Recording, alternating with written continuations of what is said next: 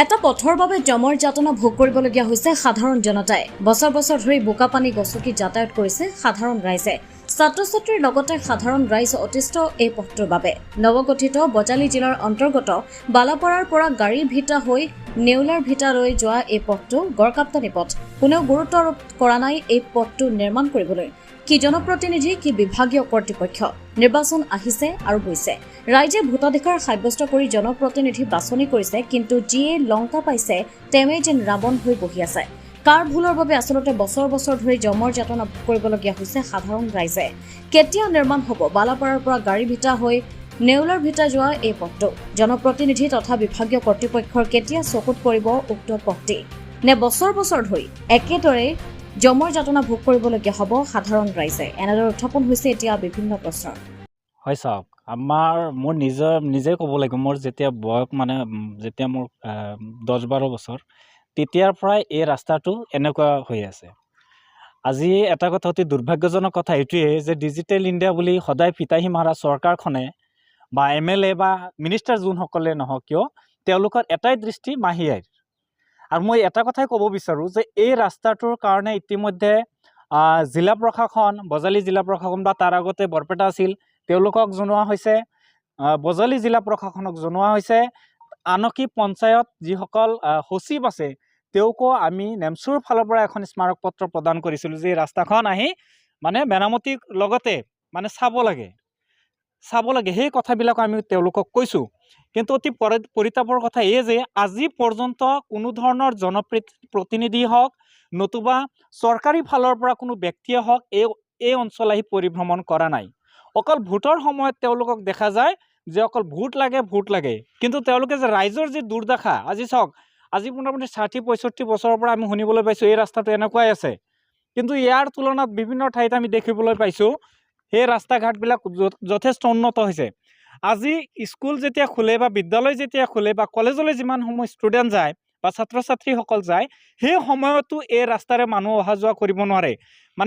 জীৱ জন্তুৰ কাৰণে এনেকুৱা হৈছে, জীৱ জন্তুৰ কাৰণে ৰাস্তা হৈছে। গতিকে এটা কথাই ক'ব বিচাৰোঁ যে এয়া আমাৰ কাৰণে অতি দুৰ্ভাগ্যজনক কথা। আৰু এটা কথা, সেইটো হৈছে চৰকাৰী ফালৰ পৰা যে এতিয়ালৈকে কোনো ধৰণৰ ব্যক্তি নাহিল, তাতকৈ আৰু দুখজনক কথা একো হ'ব নোৱাৰে। আজি আপোনালোকে চাইছে যে আজি কিছুদিন আগতে এই অঞ্চলৰ কিছু মানুহে তেওঁলোকৰ নিজাববীয়াকৈ কিছু গাঁঠিৰ ধন ভাঙি তেওঁলোকে ৰাস্তা কিছু ঠিক কৰিছিল, যদিও বানপানীৰ ফলত বা বৰষুণৰ ফলত এই ৰাস্তাটো যাতায়াতৰ কাৰণে একেবাৰে বন্ধ হৈ পৰে।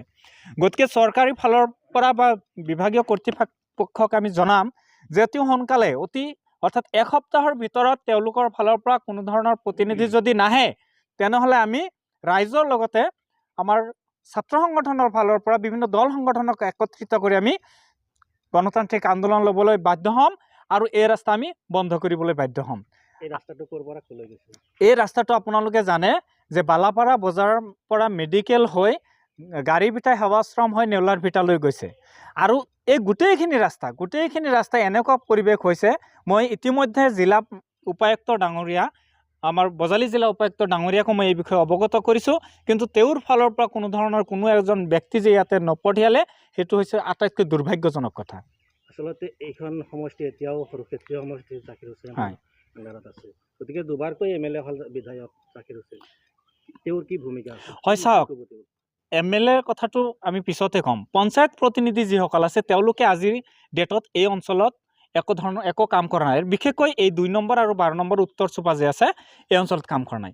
আৰু দ্বিতীয় কথাটো হৈছে যে MLA তো আমাৰ এই অঞ্চলসমূহক তেওঁ যে নিজৰ মাহীৰ দৃষ্টিৰে চাই সেয়া জল পটপট হৈছে। অকল আমাৰ কথা নহয়, প্ৰত্যেকজন ৰাইজে, সচেতন ৰাইজে কথাবিলাক ক'ব। গতিকে অকল ভোটৰ লালসাত যে মানুহ ইমান নিকৃষ্ট হ'ব পাৰে, তাতকৈ আৰু দুখজনক কথা একো হ'ব নোৱাৰে। আপোনাৰ নিজ কাষতে দেখা পোৱা গৈছে যে এটা মেডিকেল, এটা স্কুল আৰু ডাঙৰ এটা বজাৰ আছে, ইফালেদি মানুহে অহা যোৱা কৰাটো অসম্ভৱ হৈ গৈছে। হয় চাওক, এই ৰাস্তাৰে বিভিন্ন ব্যৱসায়ী, ছাত্ৰ ছাত্ৰী আৰু বিভিন্নজন মানুহ অহা যোৱা কৰে। এইটো হৈছে মূল ৰাস্তা। তাৰ লগতে আৰু এটা কথা যে আজি চাব, কোনো এজন বেমাৰী যদি বেমাৰত আক্ৰান্ত হয়, তেওঁক যদি আমি মেডিকেললৈ নতুবা হস্পিটেললৈ নিব লগা হয়, তথাপি এই ৰাস্তাৰে আনিব নোৱাৰা হয়। জমৰ যাতনা ভুগিছে এই অঞ্চলৰ মানুহবিলাকে। কিয় জমৰ যাতনা ভুগিব লগা হৈছে?